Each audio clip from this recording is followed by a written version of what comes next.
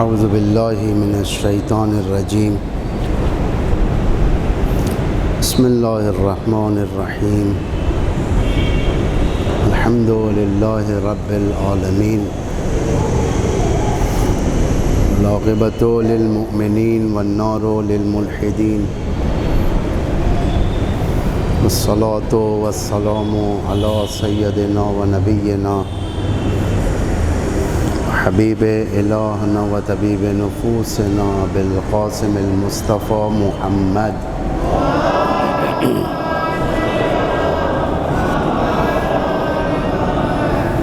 وعلی آلہ الاطیبین الاطہرین المنتجبین المطہرین المعصومین المظلومین الہداة المہدیین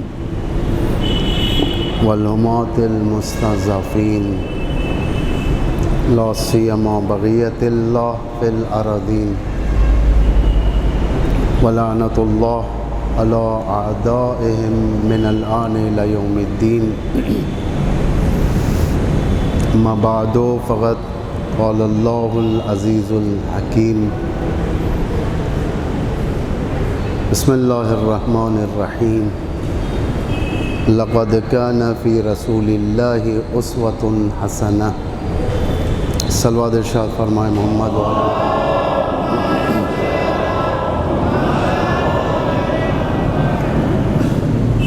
عالم انسانیت کا اخلاق حسنہ کو زمین پر رائج کرنے والا اللہ کا یہ عزیز ترین نبی رحمت للعالمین سرور دو عالم پیغمبر اعظم حضرت محمد مصطفیٰ صلی اللہ علیہ وآلہ وسلم کی شہادت اور ان کے سبط اکبر سید شباب اہل الجنہ حسن ابن علی علیہ السلام کی یہ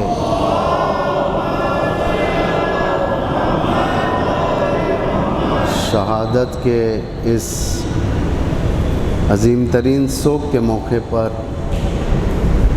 ہم سب امام زمان ارواحنا لہ الفدا کی خدمت میں تسلیت و تعزیت عرض کرتے ہیں۔ سب سے بڑا ہدف پیغمبر اکرم کے مبعوث ہونے کا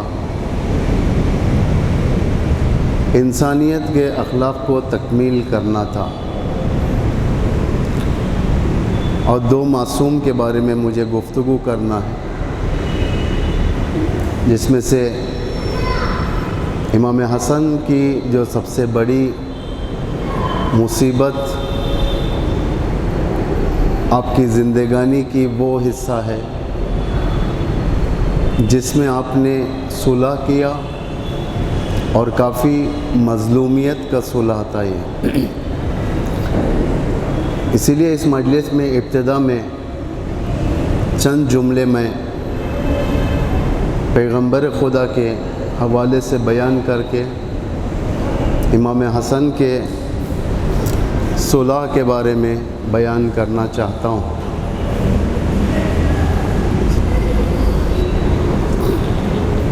ایک صلوات پڑھے محمد والے محمد، بس چھوڑ دو۔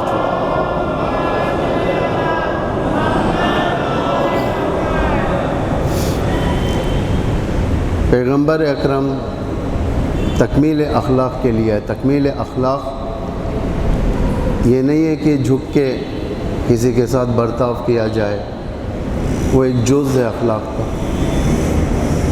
زمین پر عدالت قائم کرنے کے لیے کہ وہ حکومت جو انشاءاللہ عالم بشریت مشاہدہ کرے گی اپنے آنکھوں سے، جو امام کے ظہور کے بعد ہونے والی حکومت ہے،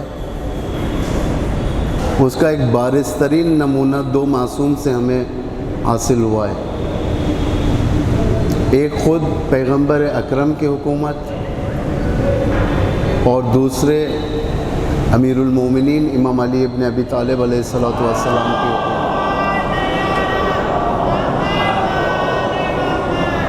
جس میں دو مظہر جلوہ گر تھے، ایک توحید اور دوسرے عدالت، کہ ہر نبی آیا توحید کی طرف دعوت دینے اور معاشرے میں عدالت قائم کرنے کے لیے ہر نبی کی ذمہ داری تھی،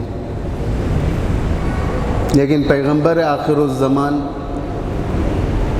آپ کی ذمہ داری کچھ زیادہ تھی، جس کا نتیجہ آج دنیا میں دیکھا جا سکتا ہے کہ آج ولو ظالمین کے پاس عدالت نہیں ہے، لیکن پھر بھی عدالت کا ایک نعرہ ان کے پاس ہوتا ہے،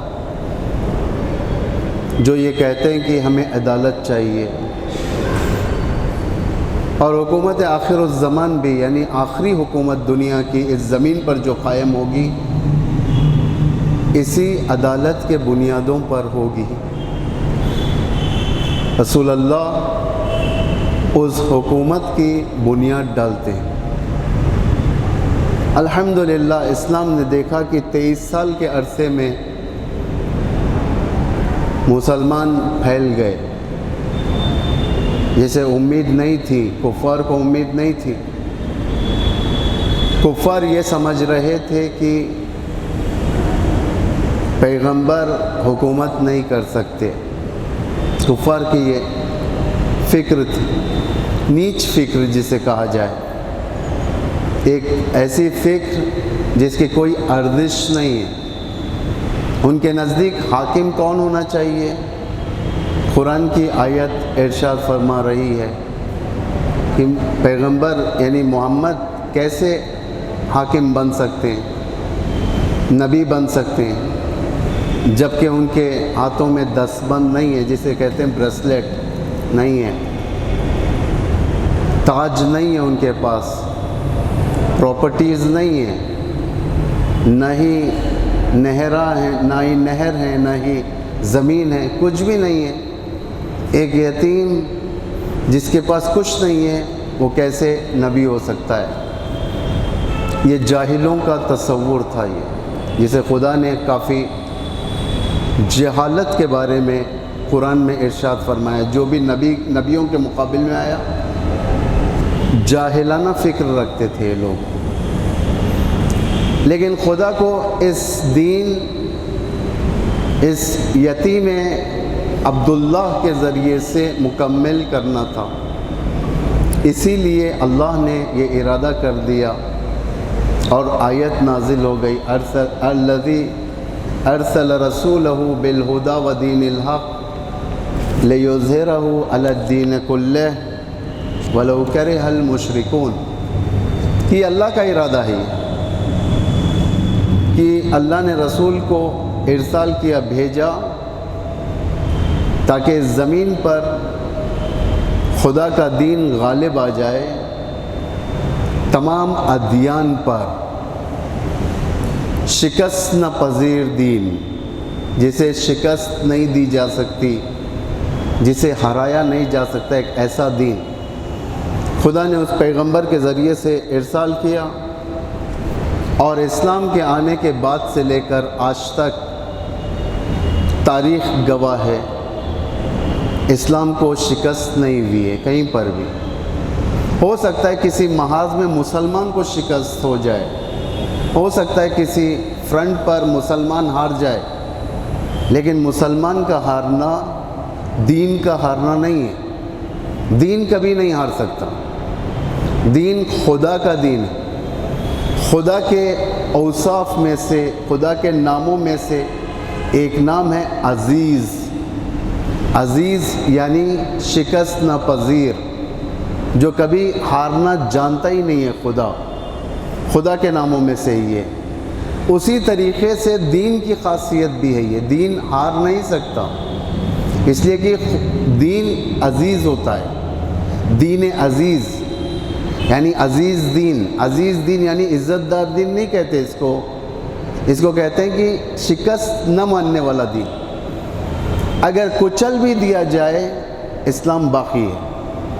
اگر اسلام کے خلاف ساری دنیا مورچہ سنبھال لے تو بھی شکست نہیں دے سکتے، اس لیے کہ اسلام زندہ تر ہوتا جاتا ہے. اسلام کی خصوصیت یہ ہے کہ اسلام رشد پاتا ہے، اسلام آگے بڑھتا ہے. اسلام سمیٹنے والا مذہب نہیں ہے، اسلام کم ہونے والا مذہب نہیں ہے.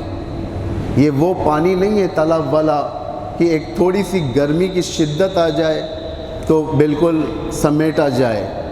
اسلام پھیلنے والا مذہب ہے یہ. اسلام گھروں کے اندر جانے والا مذہب ہے یہ. اسلام دلوں کے اندر اترنے والا مذہب ہے یہ. اسی لیے دشمن ازل سے یعنی پہلے سے لے کر پیغمبر کے زمانے سے لے کر آج تک اپنی کوششوں میں لگا ہوا ہے کہ کس طریقے سے ہم اسلام کے سامنے نقطہ لگا دیں، فل سٹاپ لگا دیں. لیکن نتیجہ کیا ہوا؟ نتیجہ یہ اسلام دشمنوں کے درباروں میں جانے لگا. نتیجہ یہ ہوا کہ حقیقی اسلام خود آل سعود کے اندر جا چکا ہے. لوگ اپنی فکر کو چھوڑ کر، ظالمانہ فکر کو چھوڑ کر اسلام حقیقی طرف آنا چاہتے ہیں. یہ ممکن ہے، اسے ہم انکار نہیں کر سکتے. خدا کے دستورات میں سے ہر ظالم کے سسٹم کے اندر ایک مومن پیدا ہوا ہے. جیسا فرعون کے سسٹم کے اندر مومن آل فرعون پیدا ہوا ہے. ہر سسٹم میں، حتیٰ آج بھی ان سسٹم میں ہے. اگر آپ غور کیے ہوں گے جو زیادہ تر کارٹون کی شکل میں آپ کے سامنے پیش کیا جاتا ہے، بعض کارٹون ایسے بنائے گئے ابھی 20 سال پہلے کے عرصے میں یا 30 سال کے اندر کے عرصے میں، جو بعض پیشن گوئیوں کو اس کے اندر ریویل کیا ہے، جیسا ٹرمپ کی حکومت اور دیگر حالات. اس میں سے ایک چیز یہ بھی ہے کہ ظالم کے دربار کے اندر یا وائٹ ہاؤس ہے یا کہیں اور پر ہے، وہاں پر ایک شخص نماز پڑھ رہا ہے اور اس کی نماز ایرانیوں کی شباہت ہے.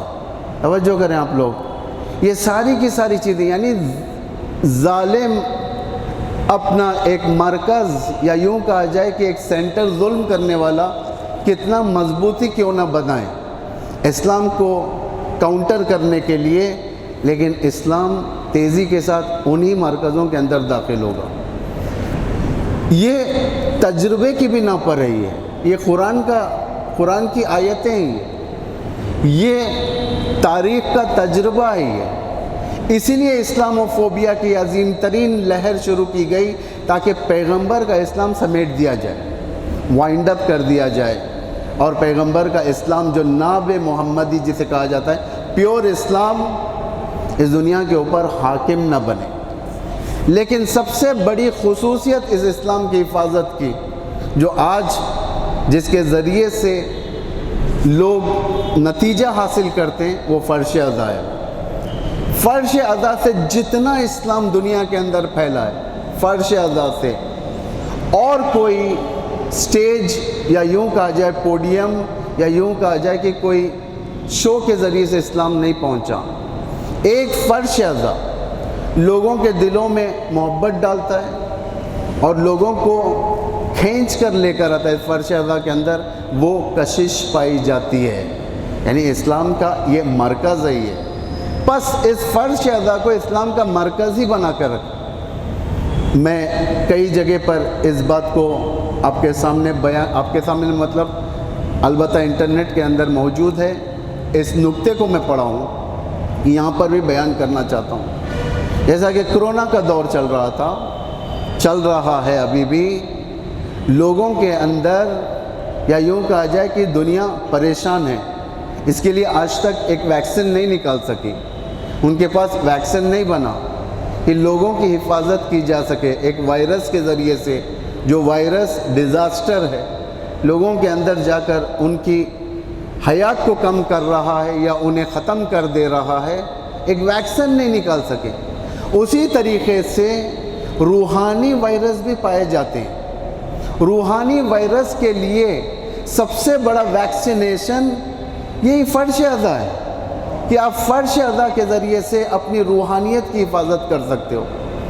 آج تک دنیا میں آپ لوگوں کے پاس نہ اتنا ٹائم ہے کہ دین کو حاصل کر سکیں، آپ لوگوں کے پاس اتنا نہ وقت ہے کہ آپ ایک ایک گھنٹے کے درسوں میں بیٹھ کر اپنے نالج کو اضافہ کر سکو۔ آپ کے پاس ایک گولڈن پیریڈ جسے کہا جاتا ہے وہ فرش ادا کا ہے، جو 2 مہینے محرم و سفر، ایک رمضان، بیچ میں مختلف شہادات و ولادات جس کے ذریعے سے ہم لوگ آتے ہیں اور یہاں سے ہم وہ علم حاصل کرتے ہیں جس کے ذریعے سے ہم دین کی حفاظت کریں۔ اجتماعی دین کی حفاظت کے لیے، اجتماعی دین کی حفاظت کے لیے اس کے الگ سپاہی ہیں، لیکن ایک دین جو انفرادی ہے، اپنے اندر ہے، روح، اپنی پاکیزہ روح جو اللہ سے نزدیک ہوتی ہے، احکام سے نزدیک ہوتی ہے، اس روح کی حفاظت کے لیے، سیلف ڈیولپمنٹ کے لیے فرش ادا بہترین وسیلہ ہے۔ ورنہ اور کوئی آپ کو دنیا کے اندر کوئی چینل ایسا نہیں ہے کہ آپ کو معارف اسلامی دیں یا اللہ کے نزدیک کریں، نہیں ہے۔ آج سب یدعون الی نفسہ کی طرف لوگ دعوت دیتے ہیں۔ کس کی طرف دعوت دیتے ہیں؟ اپنے نفس کی طرف دعوت دیتے ہیں، اسلام کی طرف دعوت نہیں دیتے ہیں۔ وہ ممبر نہیں ہے جو اسلام کی طرف دعوت نہ دے، وہ ممبر جو اپنے نفس کی طرف دعوت دے، واہ کے لیے دعوت دے، وہ ممبر نہیں ہے، وہ لکڑی کا ایک ڈھانچہ ہے، وہ جس کے ذریعے سے اسلام حاصل نہیں ہو سکتا۔ اسلام یعنی تمہارے خواہشات کو چھوڑ کر دینی مفاد کی طرف لے کر آئے۔ امام حسن علیہ السلام کی تعویل میں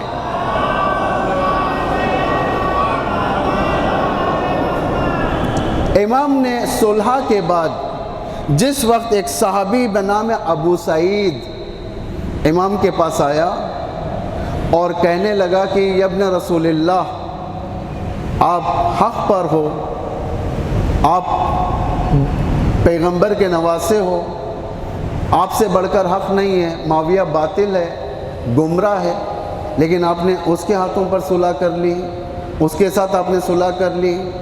امام فرماتے ہیں تم یہ بات جو کہہ رہے ہو اپنے من سے کہہ رہے ہو یا دین کے ماتحت کہہ رہے ہو؟ توجہ کریں آپ لوگ، کیونکہ یہاں پر من کی بات نہیں چلتی، یہاں پر دین کے مسائل میں صرف دینی باتیں چلتی ہیں۔ امام فرماتے ہیں کہ میں تمہارے روح اور جان کا تم سے زیادہ محافظ ہوں۔ امام کا جملہ یہ دیکھیں کتنا عجیب تھا وہ دور جس وقت امام حسن صلح کرتے ہیں۔ یہ باتوں کو میں مختلف طریقوں سے پڑھ چکا ہوں، لیکن آج میں جو آپ کے سامنے بیان کروں گا ایک کم وقت کے اندر انشاءاللہ کوشش کروں گا علت کیوں امام حسن نے صلح کی معاویہ کے حق۔ یہ سب سے بڑا کوسچن مارک ہے، یہ کہ ہر کوئی پہچان نہیں سکتا۔ ایک شخصیت کو خرد کر دیا گیا۔ سارے اماموں میں جو شخصیت کردار کشی جسے کہا جاتا ہے، شخصیت کشی امام حسن کے ساتھ کی گئی تھی۔ آپ دیکھیں گے امام حسن کے دور میں امام حسن کے پاس نہ حکومت تھی اور نہ ہی اصحاب تھے، تنہا ترین سردار تھے، اے لونلی لیڈر۔ ایک ایسا رہبر تھا جس کے پاس امت نہیں تھی، ایک ایسا رہبر تھا امام حسن، لیکن اتنا ہی زمانے نے اس امام حسن کے فضائل کو چھپائے، منظر عام پر آنے نہیں دیا تاکہ لوگ بہرہ مند ہو سکیں، لیکن کردار کشی زیادہ ہوئی امام حسن کی۔ امام حسن کے بارے میں مشہور کرنا دشمنوں کی طرف سے کہ یہ شادیاں کرتے تھے، اس طریقے کی باتیں جو کردار کشی ہوتی تھی امام حسن کی، تاریخ بھری پڑی ہے۔ لیکن سب سے بڑی ہماری بحث جو یہاں پر ہے آج، صلح جو امام نے کی اس کا ریزن کیا ہے، کیوں صلح کیا تھا؟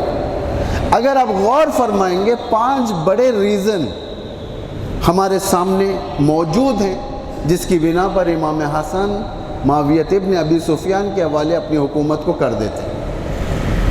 یہ واحد رہبر ہے جس کی حکومت 1 سال کے اندر ختم ہوگی۔ امام علی کی شہادت کے بعد امام حسن خلیفہ بنے اور خلافت بالکل 1 سال کے اندر ختم ہو گئی، 6 مہینے 7 مہینے معاویہ ابن ابی سفیان آیا، ایک عجیب ماحول بن گیا تھا کوفے کا۔ میں اس کی ہسٹری تھوڑی بہت بتاؤں گا، لیکن صلح کے اسباب، کیوں صلح ہوئی، امام نے کیوں صلح کیا، یہ میرے جوان بچے اور چھوٹے بھائی جو یہاں پر بیٹھے ہیں ان کو ایک تاریخ سے آشنائی کروا دوں کہ آپ جانے رہیں ہمیشہ امام کا کام من اللہ ہوتا ہے، اللہ کی طرف سے ہوتا ہے۔ امام اپنا ایجنڈا لے کر نہیں آتا، امام جو بھی لے کر آتا ہے ایجنڈا وہ خدائی ایجنڈا ہوتا ہے، یعنی جو بھی کرے گا، اگر جنگ کرے گا امام، اگر صلح کرے گا، اگر حکومت کرے گا امام دنیا پر، یہ سارے کے سارے چیزوں کے پیچھے ایک ہی ایجنڈا ہوتا ہے، وہ دین کی حفاظت، خدا کا نام زمین پر ہو، بندے اپنے معبود کی عبادت کریں، یہ امام کا کام ہوتا ہے۔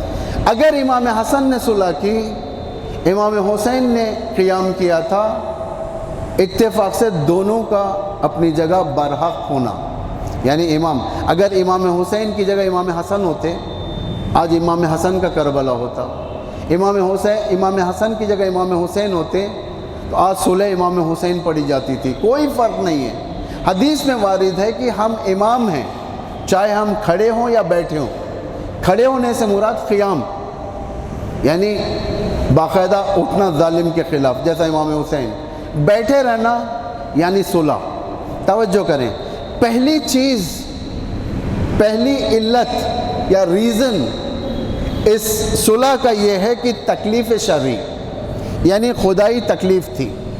بعض روایت میں یہ ہے کہ ہر امام کا ایک عہدہ ہے، ہر امام، جیسا امام علی کی حکومت، امام حسن کی صلح، امام حسین کی کربلا، امام زین العابدین کی دعاؤں کے ذریعے سے دین پہنچا تھا، امام باقر کا مکتب، امام جعفر صادق کی یونیورسٹی، امام موسیٰ کاظم کی مظلومیت، ہر امام کے ذمہ ایک عہدہ ہے، خدائی عہدہ ہے۔ یہ وصایہ انبیاء میں سے یہ ایرث میں ملا اماموں کو کہ امام یہ عہدے کا مالک ہوتا ہے، لیکن بوقت ہر امام معصوم ہوتا ہے۔ ابو سعید امام حسن کے پاس آتے ہیں اور کہنے لگے، یہ ابن رسول اللہ، آپ حق ہیں، معاویہ گمراہ ہے، ظالم ہے، آپ نے حکومت کو معاویہ کے حوالے کر دیا۔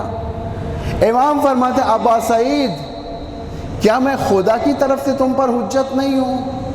کیا میں خدا کی طرف سے اس کے خلائق پر حجت نہیں ہوں؟ اور میں کیا بابا کے بعد تمہارا امام نہیں ہوں؟ یعنی امام کا یہ کوسچن کرنا ایک عجیب و غریب کیفیت تاریخ کے اوپر ایجاد کر رہی ہے۔ بے شک یہ ابن رسول اللہ، آپ اللہ کے حجت ہیں، آپ کے بابا کے بعد آپ امام ہیں۔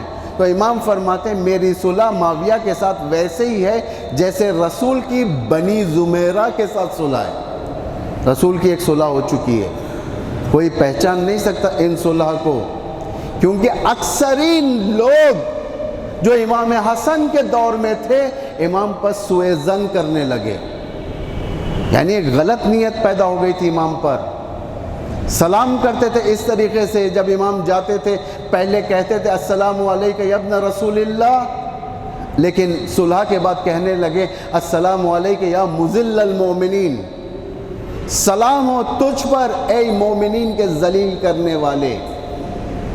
اس سے بڑھ کے اور کوئی مظلومیت امام حسن کی، اس سے بڑھ کر اور کوئی مظلومیت زہرا کے اس فرزند کی، اس وقت کوئی نہ تھا امام کے ساتھ۔ امام فرماتے ہیں کہ میری صلح معاویہ کے ساتھ ویسے ہی ہے جیسا رسول کی صلح بنی زمیرہ کے ساتھ ہے۔ امام بتاتے ہیں، دیکھو یہ پہلا ایکسپیرینس نہیں ہے، پہلے بھی ایک ایکسپیرینس گزر چکا ہے، خبردار امامت کے ساتھ تم غلط الفاظ استعمال نہ کرنا۔ بنی زمیرہ کے ساتھ صلح، یعنی وہ کافر تنزیلی تھے، قرآن کے منکر تھے، وہ کافر تھے، لیکن میری صلح معاویہ اور ان کے اصحاب کے ساتھ کافر تعویلی تھے، یعنی قرآن کے انڈر تھے۔ لوگ اپنے آپ کو مسلمان کہتے تھے، لیکن امام فرماتے ہیں کافر تعویل، تعویلی، کافر تعویلی یعنی مسلمان، جنگ تعویل، جنگ تنزیل، جنگ تعویل۔ امام علی کی رسول اللہ کی جتنی جنگیں تھیں رسول کے زمانے میں وہ جنگ تنزیل تھی کفار کے ساتھ، لیکن یہاں امام حسن کے ساتھ جنگ تعویل کیسے کریں؟ امام حسن ایک مظلوم، امام علی کے پاس ایک حکومت تھی، جوڈیشری چیف ہوتے تھے امام کے پاس، عالم کو سنبھالنے والا کوئی بڑا ہوتا تھا، بیت المال کے لیے کوئی دوسرا ہوتا تھا، امت تھوڑی بہت ساتھ تھی، لیکن حسن ابن علی کے لیے وہ بھی نہیں تھی۔ کس سے جا کر شکایت کریں؟ ایک بھائی کے سامنے صرف اپنی باتوں کو بیان کرتے تھے امام، اتنے مظلوم تھے۔ اس کے بعد امام فرماتے ہیں ابا سعید جبکہ میں خدا کی طرف سے امام ہوں، ابا سعید جبکہ میں خدا کی طرف سے امام ہوں، میرا کام جو چاہے ہو، جنگ ہو یا صلح، اس کو غلط نہیں ٹھہراؤ۔ کس سے کر رہا ہے امام یہ شکایت؟ ان لوگوں سے جو انگلی اٹھاتے تھے امام پر، ابا سعید میں چاہے جنگ کروں یا صلح کروں، خبردار تم لوگ مجھ پر انگلی نہ اٹھاؤ۔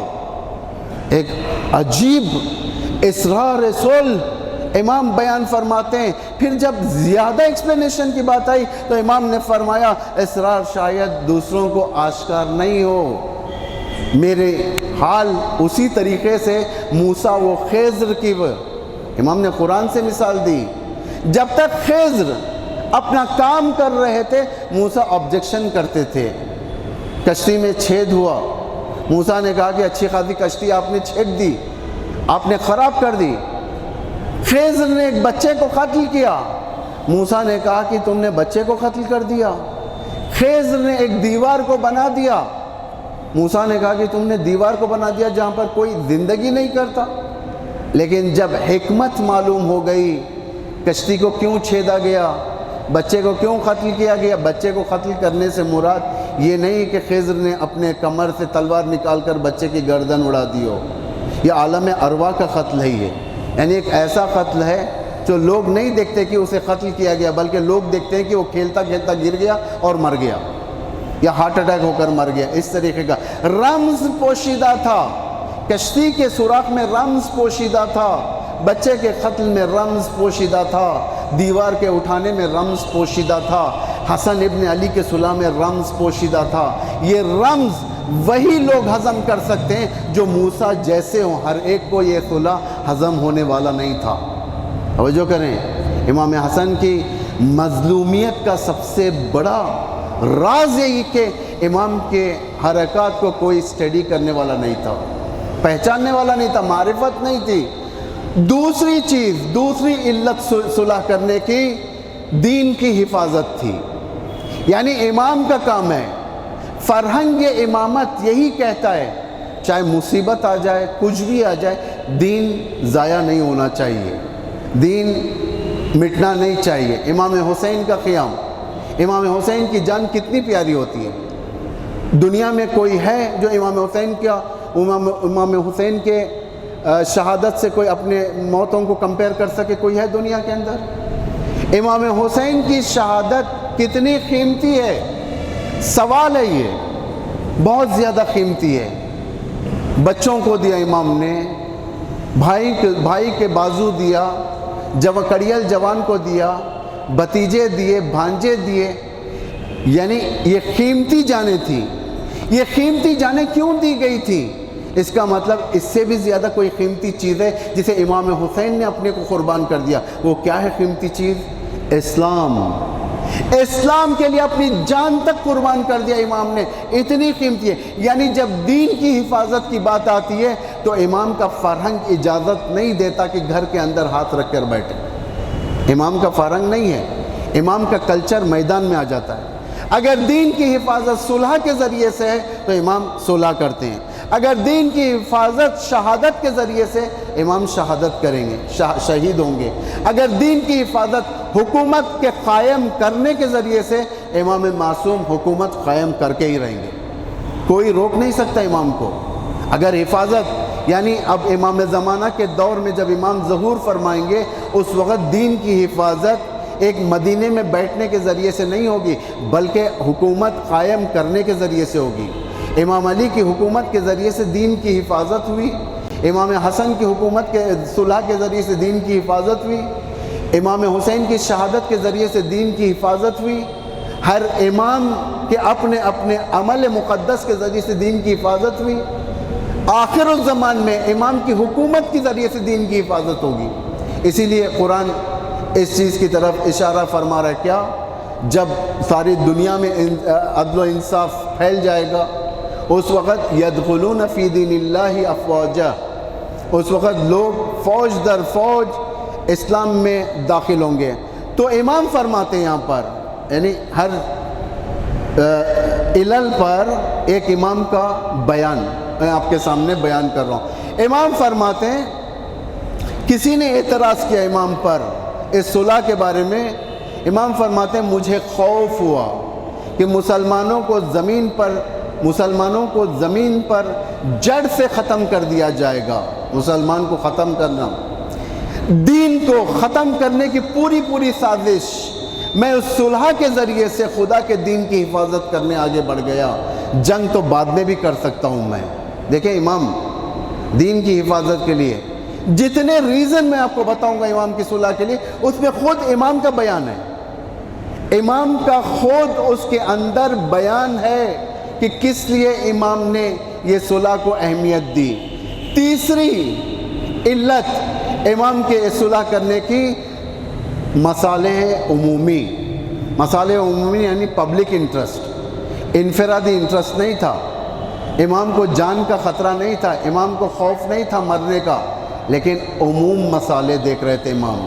کہیں ایسا نہ ہو کہ اس جنگ کے بعد، کیونکہ مسلمان کی جو کیفیت میں آپ کو بتاؤں گا، یہ سب بتانے کے بعد کیفیت اس طریقے سے تھی، اگر جنگ امام حسن پروسیڈ کرتے تو یہ جنگ زیادہ نہ چلتی، کیونکہ ہر طرف سے منافقین بھرے ہوئے تھے، دشمن بھرے ہوئے تھے۔ ہو سکتا تھا کہ یہ جنگ 1 مہینے کے عرصے کے اندر ختم ہو جائے، اور بعد میں معاویہ ابن ابی سفیان کوفے میں اور دیگر اسلامی بلاد کے اندر ایک میسیکر کرتا تھا مسلمانوں کا، جس کے بنا پر امام پبلک انٹرسٹ دیکھ کر، ولو سپورٹ نہیں تھا پبلک سے امام کو، لیکن پبلک انٹرسٹ دیکھ کر امام نے ان کی آرام کے خاطر صلح کی تھی، نہ کہ اپنی بقا کے خاطر۔ ہمیشہ ایک نقشہ اپنے ذہن میں رکھیں آپ لوگ، اماموں کے ساتھ کتنے لوگ تھے ہمیشہ ذہن میں رکھیں۔ میں آپ کو بتاتا ہوں پرسنٹیج کے لحاظ سے، یہ آپ کے ذہنوں کو آرام سے سمجھانے کے لیے کافی ہے۔ 60% ہر امام کے دور میں 60% 60% جاہلوں کا سابقہ ہوتا تھا۔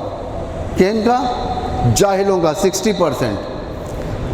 35% دشمن تھے، 35% دشمن، یعنی دنیا کی سب سے بڑی کوانٹٹی دشمن کی۔ ہمیشہ دشمن اماموں کے زیادہ تھے، اس لیے لیڈرز جو حق کے اوپر رہتے ہیں ان کے دشمن زیادہ ہوتے ہیں ہمیشہ۔ یہ کلیہ قاعدہ ہی ہے، چاہے امام علی ہو، چاہے امام حسن ہو، چاہے امام حسین ہو۔ 60% جاہلوں کو نہیں دیکھا جاتا، کیونکہ جاہل ہیں، پیغمبر کی اتباع کرتے تھے، پیغمبر کے بعد دوسرے جب مسلط ہوئے ان پر، ان کی اتباع میں آ گئے، اس کے بعد امیر المومنین جب خلیفہ بنے، یہ 60% ہمیشہ امیر المومنین کے ساتھ تھا۔ امام کو لے کر آئے، منبر پر بٹھایا، بیعت کی امام علی کے پاس۔ 35% دشمن، اور یہ زیادہ ہی ہے۔ 35 اور 60 کتنے ہوئے؟ 95%، جس میں سے 5% امام کے چاہنے والے ہوتے ہیں، اور 2% اس میں سے امام پہ قربان ہونے والے لوگ ہوتے ہیں۔ یعنی اصل میں 2% ہوتے ہیں امام کے پاس، یعنی قربانی پیش کرنے کے لیے، اپنی جان کو قربان کرنے کے لیے۔ 60% عوام نہیں آتی، کیوں؟ انہیں امام کی فکر نہیں ہوتی، انہیں روزی کی فکر ہوتی ہے، روٹی کی فکر ہوتی ہے، انہیں آرام کی نیند کی فکر ہوتی ہے، انہیں اچھے گھر کی فکر ہوتی ہے۔ یہ جاہل عوام کہتے ہیں، یعنی اپنے پیٹ کو، اپنی لگژری زندگی کو امام پر قربان نہیں کرنا چاہتی۔ یہ ہر دور میں ہوتا ہی ہے۔ 35% دشمن، 5%، اس میں سے قربانی دینے والے 2%، یعنی 2% کہاں، 35% کہاں؟ ہمیشہ اماموں کے ساتھ یہی رہا. مکے میں، مدینے میں، کوفے میں، بصرے میں کتنی جمعیت تھی 61 ہجری میں؟ کتنی جمعیت تھی؟ کوفے کے اندر 1.5 لاکھ. 60 ہجری کی بات کر رہا ہوں میں، آج کی نہیں. 60 ہجری جب امام حسین کو 61 ہجری میں شہید کیا گیا، اس وقت 1.5 لاکھ. مدینے میں کتنے تھے؟ 2 لاکھ. مکے میں 1 لاکھ ایوریج. بصرے میں 1.5-2 لاکھ. اس سے زیادہ نہیں تھی جمعیت. وہ زمانہ پرانا زمانہ تھا. اگر آپ ایکسپیکٹیشنز رکھیں گے کہ 1 کروڑ 2 کروڑ، وہ چنئی نہیں تھا اس دور کا کہ زیادہ پبلک. کم لوگ تھے، کم لوگ. اس میں سے بتائیں کتنے لوگ امام کے چاہنے والے تھے؟ کتنے لوگ چاہنے والے؟ بہت تھے. بہت مطلب اتنے بھی نہیں جتنا میں آپ کو بتا رہا ہوں یہاں پر. جو 5% ہیں اس میں سے کوفے میں، مدینے میں، مکے میں جو چاہنے والے تھے، وہ لوگ امام کے پاس آ کر کہنے لگے آپ نہ جائیں، آپ نہ جائیں. یہ ویل وشرز تھے. ویل وشرز، نصیحت والے ویل وشرز، قربانی دینے والے ویل وشرز نہیں تھے. قربانی دینے والے ویل وشرز کون تھے؟ باہر اور اندر کربلا کے 72. امام حسین کو اگر ہٹا دیا جائے 71 قربانی مسلم ابن اوسج، مسلم ابن عقیل اور ہانی ابن عروہ باہر. اس سے ہٹ کر کون دے سکتا قربانی؟ کوئی نہیں دے سکتا. اس لیے کہ امام کے پاس جو لوگ آتے تھے اس دور کے اندر اپنے پیٹ کے لیے آتے تھے. پبلک، یعنی پبلک انٹرسٹ اگر امام نہ دیکھتے تو امام فرماتے ہیں، خود امام فرماتے ہیں، اگر میں صلح نہ کرتا، یہ انتظار میں تھے کہ میرے ہاتھوں کو گردن میں باندھ کر مجھے معاویہ کے حوالے کرنا چاہتے تھے. اس سے بڑھ کر مظلومیت. امام حسین 71 لوگوں کو 71 لوگوں کو اپنے ساتھ رکھ کر فرماتے ہیں خدا نے جس طریقے سے مجھے اصحاب دیے، نہ میرے بھائی کو ملے، نہ میرے بابا کو ملے، نہ میرے نانا کو ملے. خدا نے مجھے اصحاب جو دیے تھے. کیوں فرماتے امام حسین؟ اصحاب کے لحاظ سے سب سے زیادہ رچ امام حسین تھے، امام حسن نہیں تھے. اس لیے کہ نہ حکومت تھی، نہ اصحاب تھے. اصحاب غوطہ کھا چکے تھے. پبلک انٹرسٹ امام کے ذہن میں تھا. امام فرماتے میں نے اس صلح کو قبول کیا تاکہ خون ریزی نہ ہو جائے. یہ امام کا بیان ہے.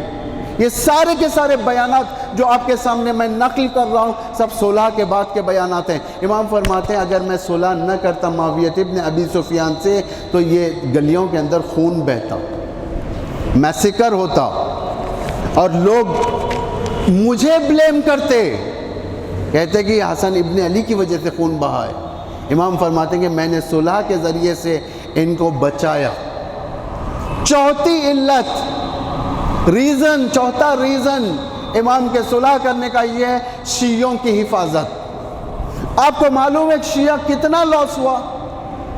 شیعوں کا کتنا لاس ہوا؟ شیعہ یعنی امیر المومنین کے چاہنے والوں کو شیعہ کہا جاتا ہے. امیر المومنین کے دور میں امام کے ساتھ جو تھے کتنا لاس ہوا امام کے شیعوں کا.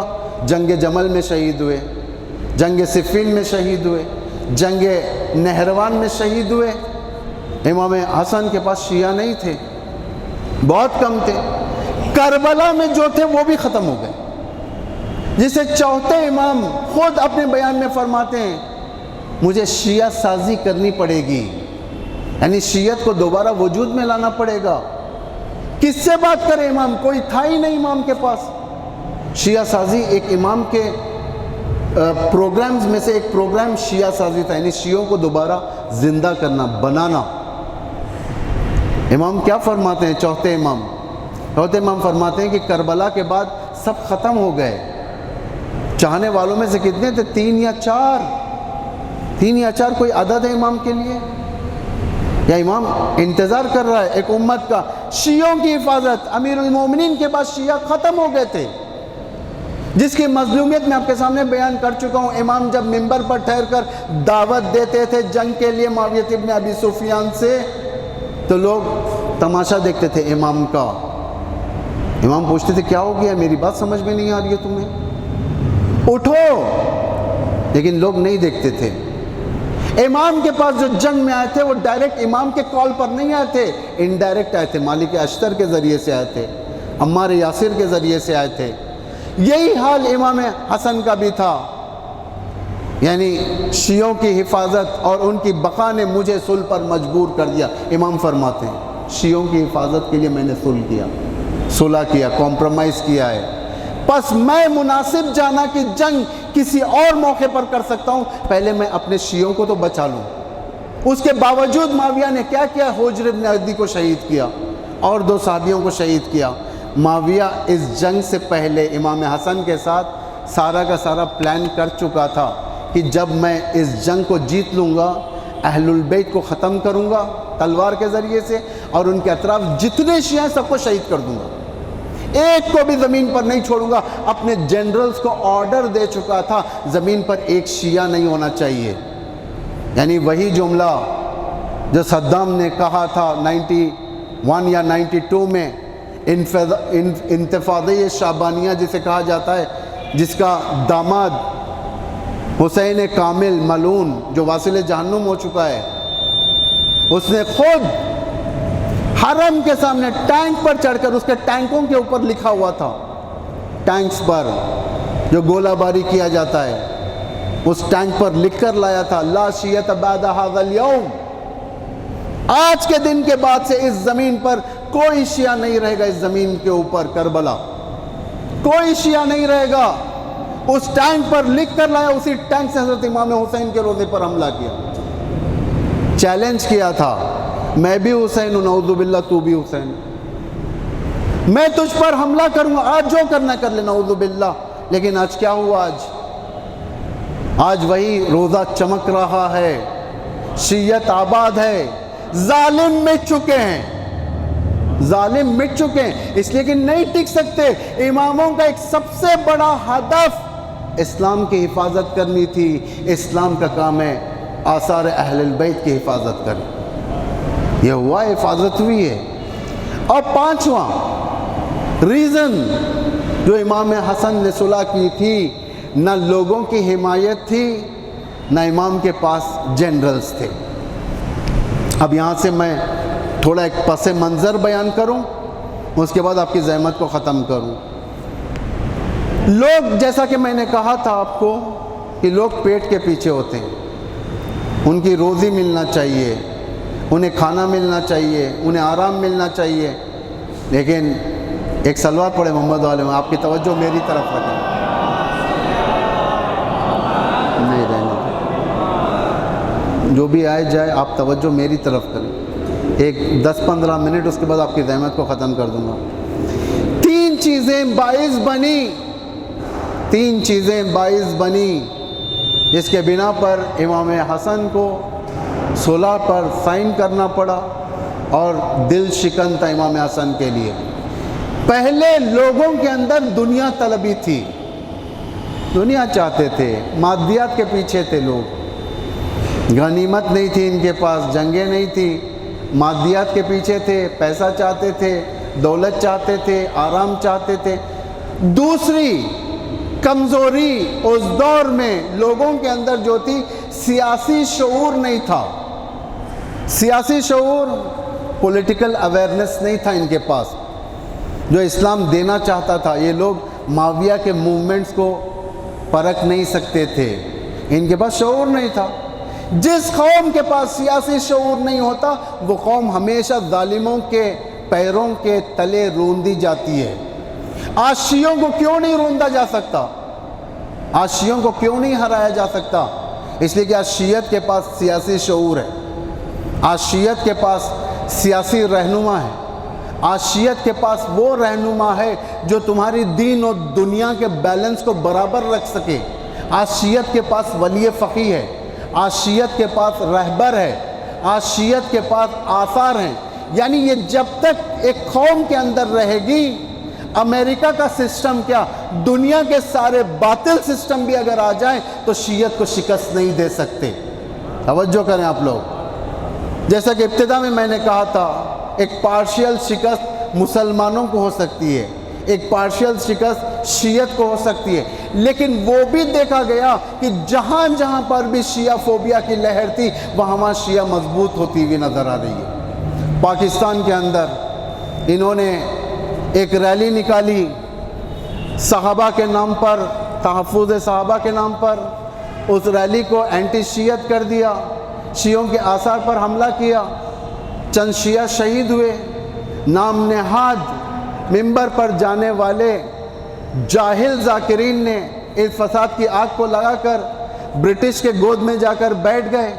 شیعہ یہاں پر لڑتے پھرے، لیکن باحکیم علماء، حکیمانہ علماء، حکمت والے علماء، انہوں نے جیسے ہی سیاسی شعور کو لوگوں میں اعلان کیا، اربعین کے موقع پر، جیسے ہی اربعین کے موقع پر دیکھا گیا یزیدیت کے خلاف ایک مورچہ سنبھالا گیا، وہاں سے وہابیت کی کمر ٹوٹ گئی۔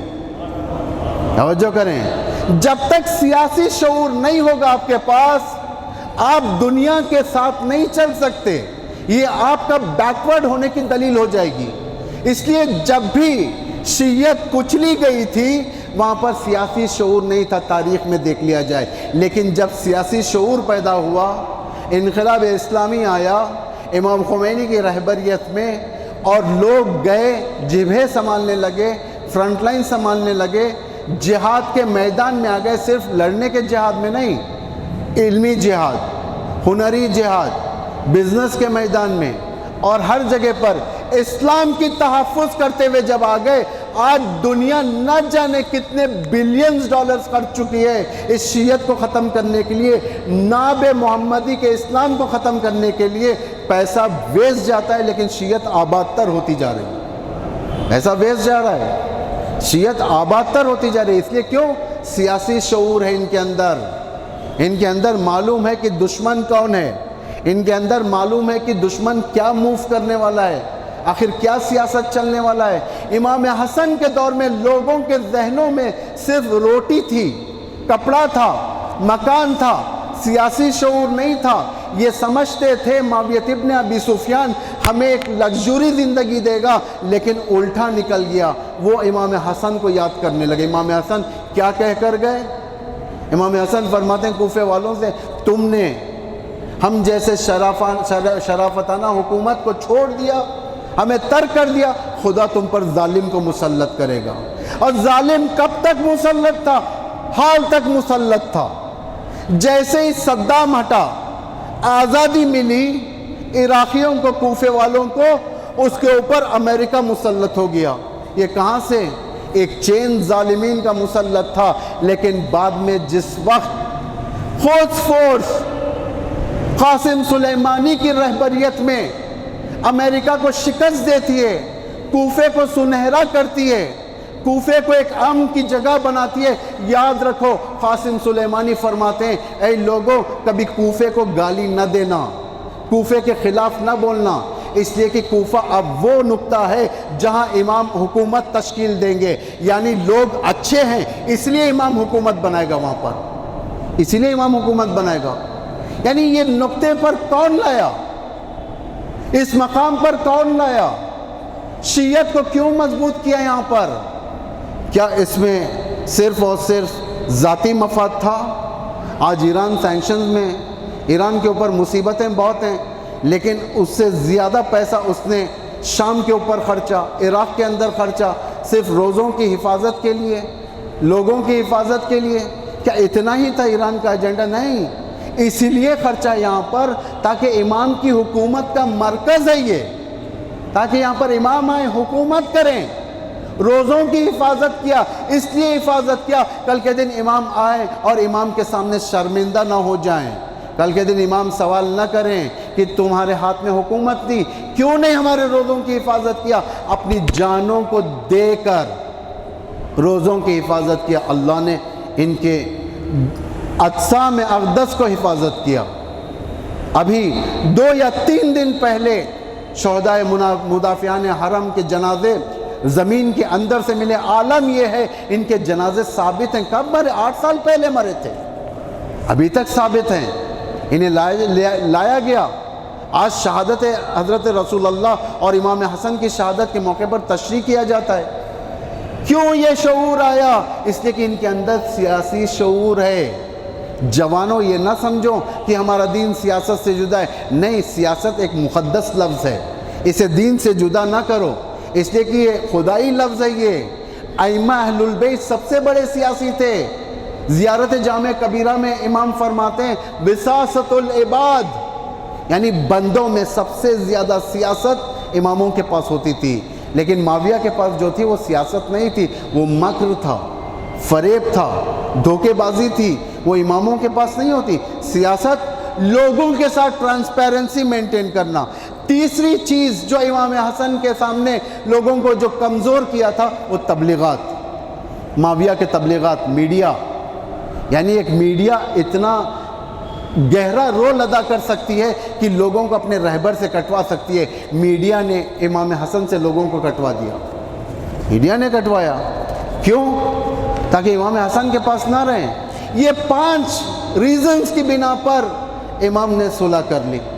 تاریخ کا جائزہ لیں، کیسے تنہا ہوا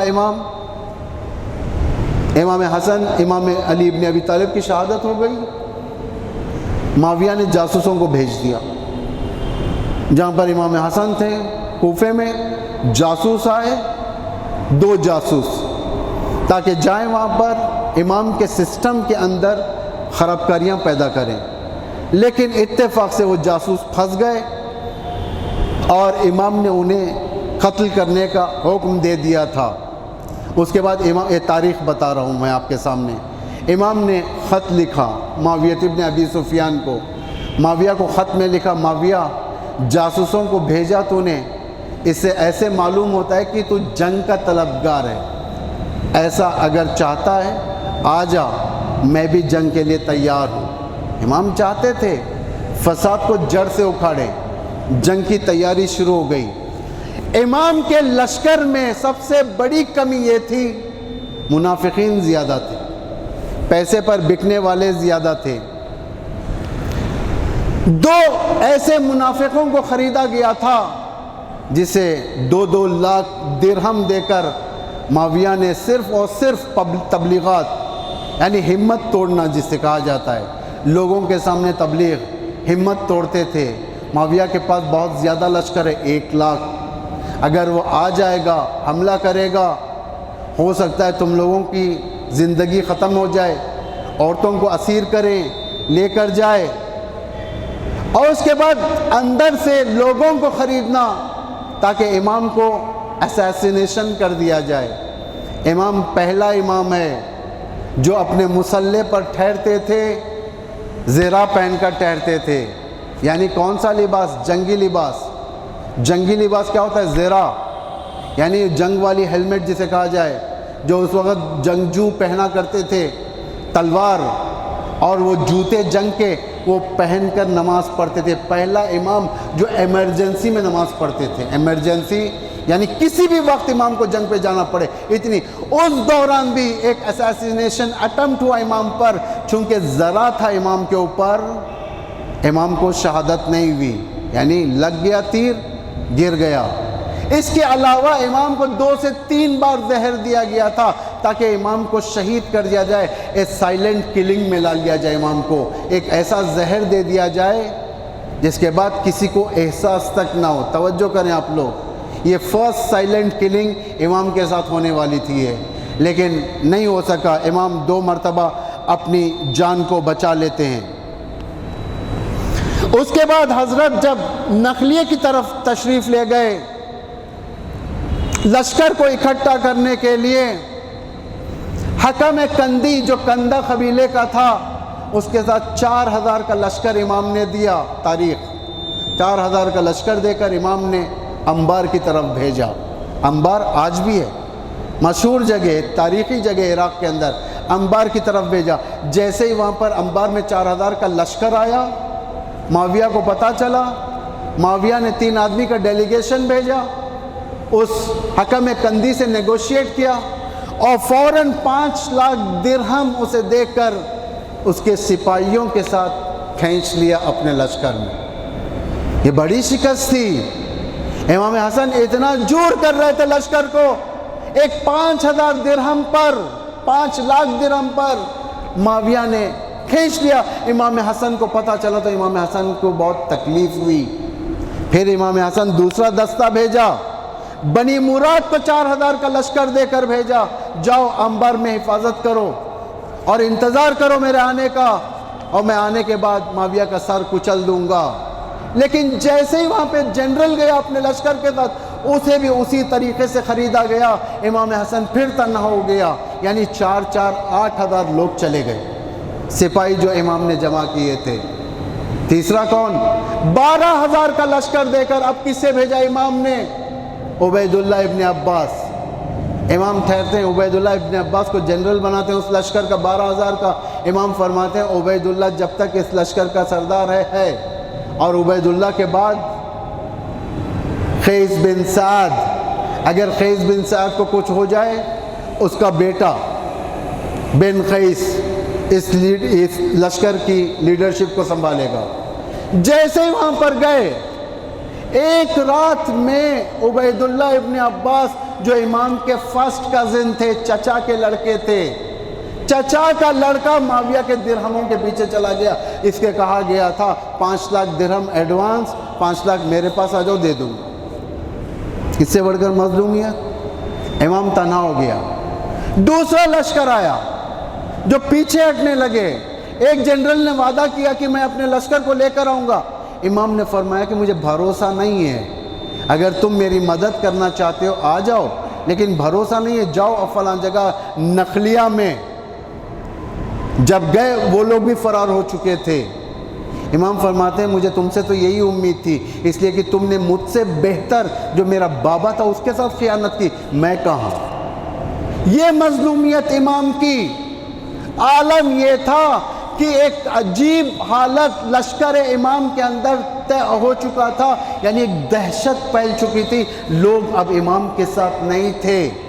خوارج اٹھ گئے امام کے خلاف، یہ کہتے ہوئے کہ یہ کافر ہے، یہ کافر کا بیٹا کافر ہے۔ خوارج ایک رات میں دو پہر میں انہوں نے بغاوت کا علم لہرایا، امام کے خلاف اٹھ گئے، لوگوں کے درمیان ایک عجیب شورش پھیلا دی۔ اسی رات امام مصلی پر ہیں خیمے کے اندر بغیر اجازت کے اندر داخل ہو کر امام کا سارا خیمہ خراب کیا، انہوں نے توڑا پھوڑا، اندر ہر چیز۔ امام مصلی پر تھے، اسی عالم میں مصلی کو امام کے پیروں کے نیچے سے کھینچ دیا، امام مصلی سے نیچے گر گئے۔ یہ مظلومیت تھی امام حسن کی جو دنیا نے کیا تھا عالم امام حسن کے ساتھ۔ اور امام جب اسی کے بعد فوراً بعد اندھیرے میں تاریکی میں جب اپنے گھوڑے پر سوار ہو رہے تھے، ایک خارجی سامنے آیا خنجر لے کر، اے مومنوں کے ذلیل کرنے والے نعوذ باللہ کافر، ایک بار حملہ کیا ران مبارک کے اوپر، اس طریقے سے مار پڑا امام کے، یہ خنجر امام کے ہڈی تک پہنچ چکا تھا۔ اتنا مظلوم امام ہے یہ۔ خدا کی قسم حسن ابن علی پر جتنا بھی آنسو بہائے بہت کم ہے، اس لیے کہ یہ مظلوم ترین امام، تنہا ترین امام، جس کے پاس کوئی نہ تھا، جس کے پاس آ کر بیٹھنے لوگ خوف کھاتے تھے۔ اگر میں امام حسن کے پاس جا کر بیٹھوں گا، معاویہ کے ڈائری میں میں بلیک لسٹ ہو جاؤں گا، اتنا خوف کھاتے تھے۔ لوگوں کے اندر دہشت پھیل چکی تھی، جہاں امام ہوتے تھے لوگ دور بھاگتے تھے۔ اس سے بڑھ کر مظلومیت؟ اس عالم میں شیعت کی حفاظت کر رہے امام، اس عالم میں اپنے شیعوں کو سیاسی شعور دینا چاہتے امام، اس عالم میں صلح کر کر امام ہر الزام کو اپنے اوپر لیتے ہیں، لیکن اسلام و مسلمین کی حفاظت کرتے ہیں امام۔ ایسا امام جسے زندگی میں دوسرے ائمہ رویا کرتے تھے، لوگ رویا کرتے تھے امام کو دیکھ کر، چاہنے والوں کی کمی، غربت کا امام، مظلومیت کا امام، ایسا امام دنیا نے اس کی عزت کو ختم کرنا چاہا۔ خوبصورت ترین امام، ایسا خوبصورت کہ مدینے کے گلیوں میں لوگ اس امام کی زیارت کو ٹھہرتے تھے، اتنا خوبصورت امام تھے یہ، بہت خوبصورت تھے، رسول اللہ کی خوبصورتی تھی۔ معاویہ کو حسد تھا امام سے، معاویہ نے کہا کہ ایک ایسا زہر بناؤ کہ اس خوبصورتی کو میں ختم کر دوں۔ روم کے علاقے بیزنطین سے یہ زہر بن کر آیا، دنیا کا خطرناک ترین زہر ہے یہ۔ میں آج ایک ڈاکیومنٹری دیکھ رہا تھا جس میں امام حسن کے زہر کے بارے میں ریسرچ تھا. میں پوری نہیں دیکھا اس لیے بیان نہیں کروں گا. یہ امریکہ میں ریسرچ ہوا اس زہر کے بارے میں جو بیزنطین سے آیا تھا یہ زہر, جس کے بارے میں 2016 یا 17 میں ریسرچ ہوا ہے. لیکن جب عبور حاصل کر لوں گا کبھی اور موقع پر میں آپ کے سامنے بیان کروں گا کہ یہ زہر تاریخ میں, تاریخ بشریت میں صرف اور صرف 2 مرتبہ استعمال ہوا ہے. یہ زہر صرف 2 مرتبہ استعمال ہوا ہے. یہ ایک پہلی مرتبہ فرعون کے زمانے میں استعمال کیا گیا تھا اور دوسری مرتبہ امام حسن پر استعمال کیا گیا تھا. اتنا خطرناک ترین زہر تھا یہ.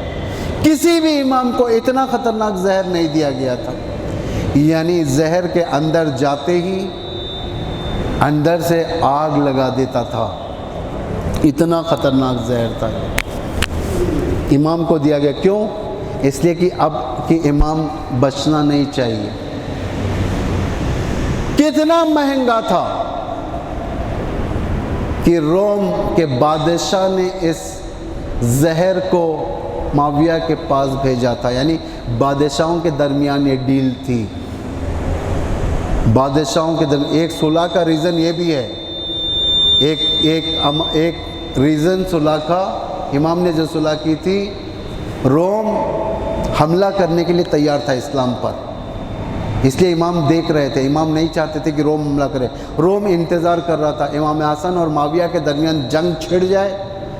ظاہر بات ہے جب جنگ چھڑ جائے گی تو ویکنس پیدا ہوگی لوگوں میں, تو وہ چاہتا تھا کہ حملہ کریں. لیکن امام نے اپنی حکمت اور خدائی ارادے کے ذریعے سے اس جنگ سے مسلمانوں کو بچا لیا.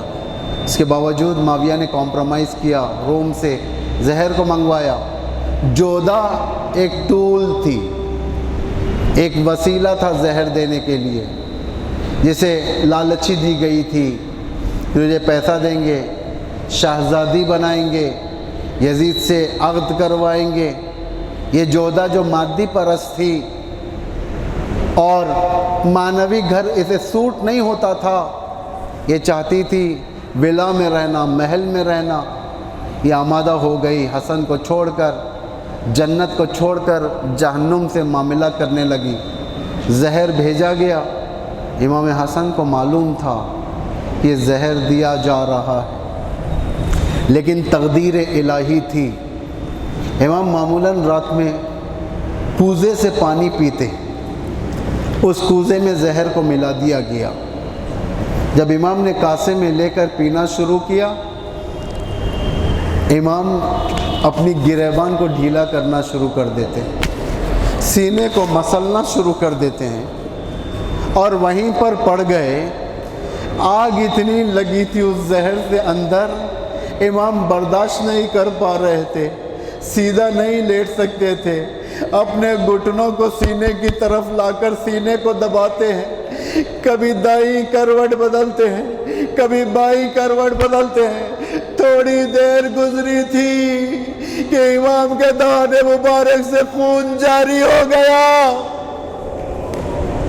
خون جاری ہو گیا. ایسا لگ رہا تھا کہ گوشت کے ٹکڑے نکل رہے تھے.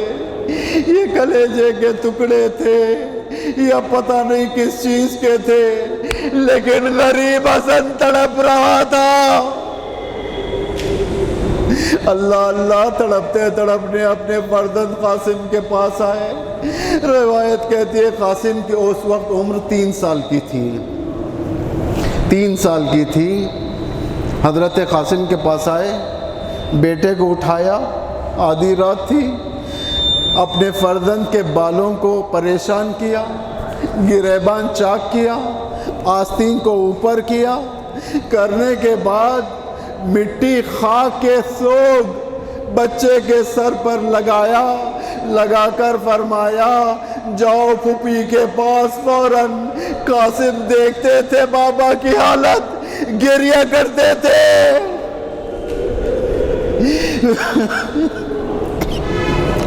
پھوپھی اماں,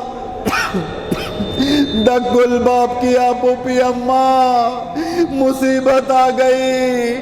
جیسے ہی دروازہ کھولا زینب نے دیکھا، فرمایا واہ حسنا۔ یہ معمولاً یہ کیفیت جو ہوتی ہے آستین چڑھا کر، گریباں چاک کر کے اور سر پریشان کرنا اور بالوں پر سوگ خاک سوگ لگانا، یہ موت کے بعد کی کیفیت ہوتی ہے، شہادت کے بعد کی کیفیت ہوتی ہے۔ حسن نے اپنے بچے کو اپنی زندگی میں یتیمی کا درجہ دے دیا۔ زینب آئی، بھائی کی حالت دیکھی نہیں گئی، وقت بیتا، حسن کی روح پر حاضر۔ ہمارے بھی گھروں سے جنازے نکلتے ہیں، ہم لے کر آتے ہیں، قبرستان میں لے جا کر دفن کر دیتے ہیں، پھر واپس جنازہ لے کر نہیں آتے، ہم گھروں کی طرف چلے جاتے ہیں۔ کبھی آپ نے دیکھا کسی کا جنازہ قبرستان سے پلٹ کر؟ یہ زہرا کے پہلے بیٹے کا جنازہ تھا، زینب نے ودا کر دیا تھا، خاندان والوں نے ودا کر دیا تھا۔ تھوڑی دیر کے بعد احساس کیا تکبیر کی نعرے آ رہے ہیں، لوگوں میں ایک جوش و ولولہ ہے۔ جب غور سے دیکھا بھائی کا جنازہ واپس آ رہا ہے، تیر پیوستے بدن پر۔ حسن اور حسین میں یہی فرق ہے، حسن کے بدن پر تیر تھے، حسین کا بدن تیروں پر تھا۔ پھر واپس آیا، جنازے سے تیر نکالے گئے، زینب نے نکالا ہے میرے بھیا حسن، آپ کے جنازے سے تیر نکال رہی ہوں۔ اللہ اللہ، کفن رنگین ہو گیا، خون سے رنگ برنگ ہو گیا۔ اللہ کربلا میں اپنے دوسرے بھائی کا جنازہ تھا، نہ سر تھا، عریان تھا، تیری تیر پیوستے زینب بیٹھ گئی۔ بھیا میں آپ کے بدن سے تیر کیسے نکالوں؟